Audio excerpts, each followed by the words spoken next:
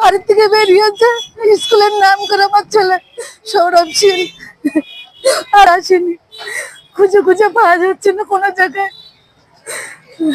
তার থেকে 10টায় বাড়ির থেকে বেরিয়েছে, তারপর থেকে আর খুঁজে পাওয়া যাচ্ছে না। নাম করে বেরিয়েছে, স্কুলে যাচ্ছে। স্কুলের দিক থেকে স্কুলে যাবেন যে বাড়িতে আসবে তো স্কুল থেকে, তারপরে শুনছি যে স্কুলে যায়নি। 3:30। হ্যাঁ, সৌরভ শীল, 13 বছর। সব কিছু বলিনি, বললাম স্কুলে যাচ্ছি। হ্যাঁ, সব জায়গায় খোঁজ নিয়েছি, বলছে যে আসেনি। সবার বাড়ি খোঁজ নেওয়া হয়ে গেছে, তারা বলছে আসেনি। বুঝতে পারছি না আমি কি হয়েছে, কি করে নিয়ে গেছে। আমি তো শুনছি আর একজন অনেক ওর সাথে রয়েছে, একটা ছেলে 14 বছর বয়স, ওর সাথে নাকি গেছে নিয়ে গেছে, তাই শুনছি। এখন আমি জানি না, কোনো অসুবিধা কিচ্ছু না। 7-এ পড়ে, নেতাজি বাজার। হ্যাঁ, 4টা নেতাজি বাজার।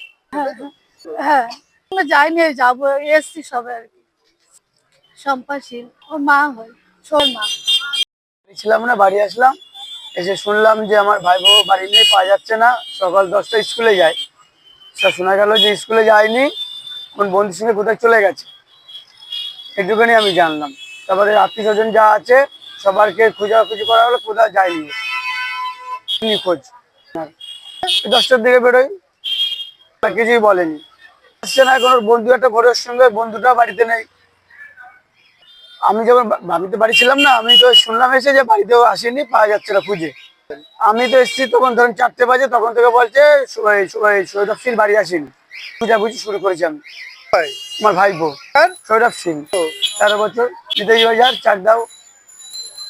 ম্যাডামকে ফোন করেছিলাম, বলছে আসেনি আজকে।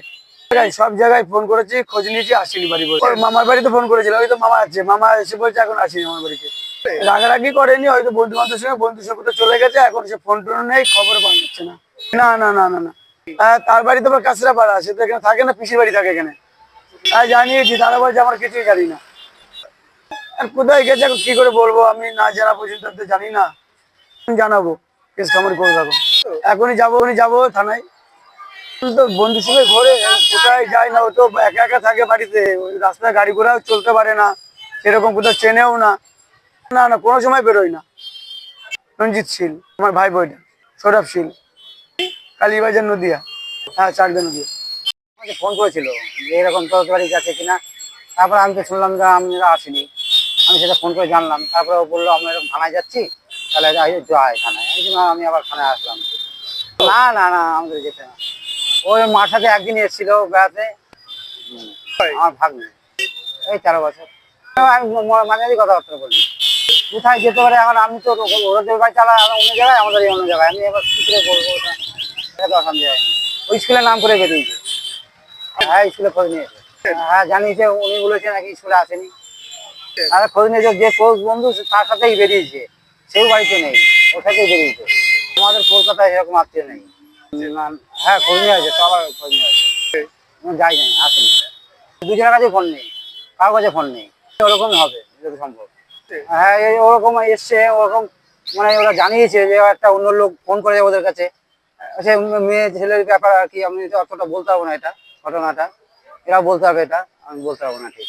না না, স্কুলের নাম করে বেরিয়েছে, স্কুলে যাচ্ছি। হ্যাঁ, প্রশাসন ব্যবস্থা না, থানায় জানায়নি, জানাবো। আমি দীপক মহন্ত, ভাগ্নে হয় আমার, চাকদা, ঘুগিয়া।